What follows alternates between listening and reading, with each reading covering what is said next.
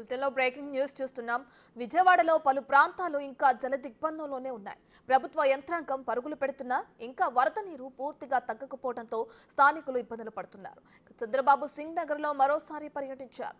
బాధితులకు రాజీ లేని సేవలందిస్తామని చెప్పారు. 100 ఏళ్ల చరిత్రలో ప్రకాశం బ్యారేజ్ కి తొలిసారి ఈ స్థాయి వరద వచ్చింది. నిన్న మధ్యాహ్నం ఏకంగా 11.43 లక్షల క్యూసెక్కుల వరద ముచ్చెత్తింది. దీంతో ఉమ్మడి గుంటూరు, కృష్ణా జిల్లాల్లో కృష్ణా నదికి ఇరువైపులా లంక గ్రామాలు జల దిగ్బంధంలోకి చేరాయి.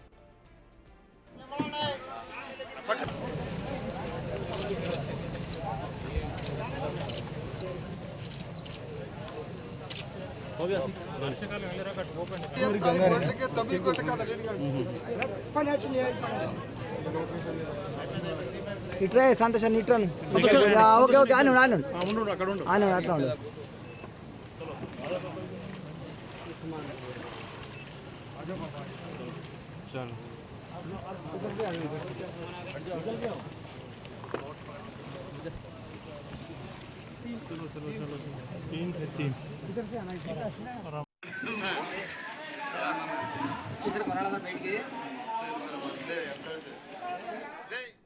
ఇదే విషయానికి సంబంధించి పూర్తి డీటెయిల్స్ మా ప్రతినిధి రాజు లైవ్ లో అందిస్తారు. రైట్ రాజు, ఇప్పటికే చూసుకుంటే విజయవాడ నగరం పూర్తిగా జల దిగ్బంధంలో చిక్కుకున్నట్లు మనం చూస్తున్నాం కురుస్తున్న భారీ వర్షాలకు సంబంధించి. అయితే అక్కడ ఉన్న సహాయక చర్యలు ఏ విధంగా కొనసాగుతున్నాయి రాజు? 3 రోజులుగా కూడా విజయవాడ జల దిగ్బంధంలో ఉండడంతో ప్రస్తుతం అయితే సహాయక చర్యలు కొనసాగుతున్నటువంటి పరిస్థితి కనిపిస్తుంది. సీఎం చంద్రబాబు నిరంతర పర్యవేక్షణ అయితే కొనసాగుతున్నటువంటి పరిస్థితి ఉంది. మనం విజువల్లో కూడా చూడొచ్చు. మరి కొద్దిసేపట్లో సీఎం ఈ సింగినగర్ ఫ్లైఓవర్ దగ్గరికి, అంటే సింగినగర్లో ఇప్పటికే ముంపులో ఉన్నటువంటి పరిస్థితి ఉంది.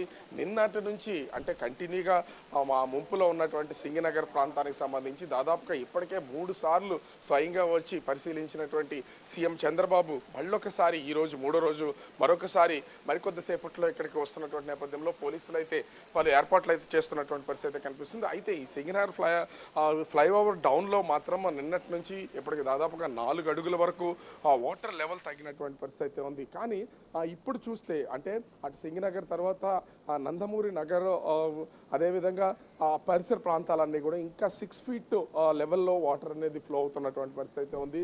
ఇదే జక్కంపూడి కాలనీ ఇంకా ముందుకు దాదాపుగా 8 నుంచి 9 అడుగుల హైట్లో వాటర్ ఫ్లో అవుతున్నటువంటి పరిస్థితి ఉంది. దీంతో పోలీసులు ఎక్కడికక్కడ పూర్తి స్థాయిలో దిగ్బంధం నిన్నటి జరిగినటువంటి సహాయక చర్యలకు సంబంధించి నిన్నటికి ఈ రోజుకి కొంత అయితే పబ్లిక్ని అంటే ఇటువైపు నుంచి సింగినగర్ వైపు వెళ్లే వాళ్ళందరినీ కూడా నిలుపుదల చేస్తున్నటువంటి పరిస్థితి కనిపిస్తుంది. ముఖ్యంగా చూస్తే ఎక్కడికక్కడ నేనంతా కూడా ఫ్లైఓవర్ పూర్తి స్థాయిలో జనరల్ పబ్లిక్తో బ్లాక్ అయిపోయినటువంటి నేపథ్యంలో ఈ రోజు కొంచెం ముందస్తుగా ఏర్పాట్లు అయితే చేస్తున్నారు. అటు సింగినగర్ నుంచి జక్కంపూడి కాలనీ వరకు ఉన్నటువంటి పబ్లిక్ అందరినీ కూడా మొబిలైజ్ చేసి ముందుగా బయటికి తీసుకొచ్చే ప్రయత్నం అయితే చేస్తున్నటువంటి పరిస్థితి కనిపిస్తుంది. అంతే తప్ప సిటీ అంటే విజయవాడ సిటీకి సంబంధించినటువంటి వాళ్ళు జనరల్ పబ్లిక్ ఎవరైనా సరే అసలు సింగినగర్ ప్రాంతం ఎట్లా ఉంది చూడడానికి వెళ్ళేటువంటి వాళ్ళు వాళ్ళ బంధువులకు సంబంధించినటువంటి వాళ్ళని బయటికి తీసుకొచ్చేటువంటి వాళ్ళ కోసం అయితే ఎవరిని లోపలికి వెళ్ళిస్తున్నటువంటి పరిస్థితి లేదు. ఇప్పటికీ కూడా ఫ్లైఓవర్కి సంబంధించి కింద కాలనీలో మనము బాధితులుగా అంటే ఇంకా నిర్వాసితులుగా అనేక మంది తెల్లవారులు కూడా ఈ ఆపరేషన్ కొనసాగుతూనే ఉంది. ఎక్కడికక్కడ వస్తున్నటువంటి పబ్లిక్ అందరినీ వాళ్ళు లోపల ఉన్నటువంటి వాళ్ళని ఎన్డీఆర్ఎఫ్ టీంకి సంబంధించి కొంత ఇబ్బందికరం ఉన్నటువంటి వాళ్ళని అటు పోలీసులు ఫైర్ సిబ్బంది అందరూ కూడా కొంతవరకు బయటికి తీసుకొచ్చే ప్రయత్నం అయితే చేస్తున్నారు. నిరంతర ప్రక్రియ అయితే కొనసాగుతున్నటువంటి పరిస్థితి ఉంది. ముఖ్యమంత్రితో పాటుగా ఇతర ఉన్నత అధికారులు అయితే ఉన్నారు. కానీ కొన్ని విమర్శలు కూడా అంటే దాదాపుగా ఈ సింగినగర్కి సంబంధించినటువంటి ప్రాంతంలో 3 లక్షల మంది పైనే పబ్లిక్ ఉన్నటువంటి నేపథ్యంలో వాళ్ళందరినీ తరలించడం అనేది అత్యంత కష్టంతో కూడుకున్నటువంటి పని. ఇప్పటికే ఈ ఫ్లైఓవర్కి సంబంధించినటువంటి క్లియరెన్స్ అయితే చేసినటువంటి పరిస్థితి ఉంది.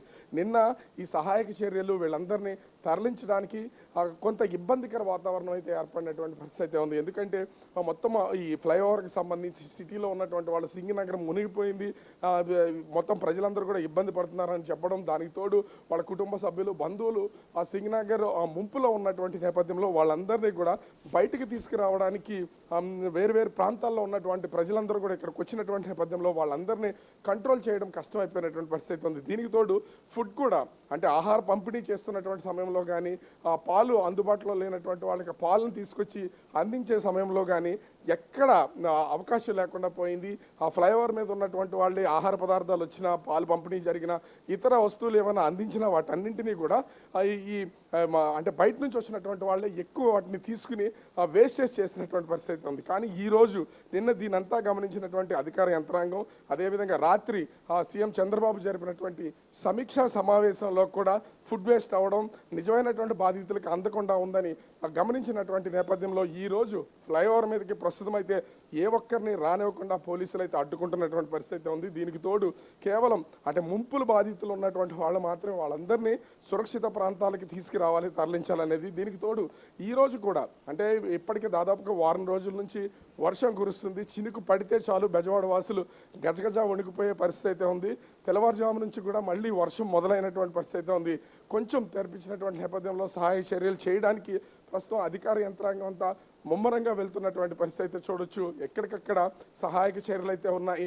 అంటే ఇప్పుడు మళ్ళీ సర్చ్ ఆపరేషన్ అంటే ఎవరెవరు ఎక్కడెక్కడ ఉన్నారు, ఏంటి, ఏ ఇళ్లల్లో ఉన్నారు, ముఖ్యంగా చూస్తే అవి ఆ వ్యాధిగ్రస్తులు అంటే ఆ హెల్త్ ఇష్యూస్ అనేక ఉన్నటువంటి వాళ్ళు, లేవలేనటువంటి వాళ్ళు చాలామంది ఉన్నటువంటి పరిస్థితి అయితే ఉంది. అట్లాంటి వాళ్ళందరినీ కూడా ముందస్తుగా ఐడెంటిఫై చేసి వాళ్ళని తీసుకొస్తున్నటువంటి పరిస్థితి కనిపిస్తుంది. ముఖ్యంగా ఇక్కడ ఎన్డీఆర్ఎఫ్, పోలీసు, అదేవిధంగా ఎస్డీఆర్ఎఫ్, ఆక్టోపస్కి సంబంధించినటువంటి కమాండోస్ చిన్న చిన్న బోట్ల ద్వారా లోపలికి అయితే వెళ్తున్నారు. కానీ మెయిన్ రోడ్స్లో వెళ్తున్నటువంటి అంటే ఇంత పెద్ద విపత్తుకు సంబంధించి సహాయక చర్యల్ని త్వరితగతిన అందించాలన్నా కూడా అది పోలీసులకే కాదు ఏ అధికార యంత్రాంగానికైనా సరే కష్టంతో కూడుకున్నటువంటి పని. అయినా కూడా అత్యంత చాకచక్యంగా ప్రస్తుతం అయితే చేస్తున్నటువంటి పరిస్థితి ఉంది.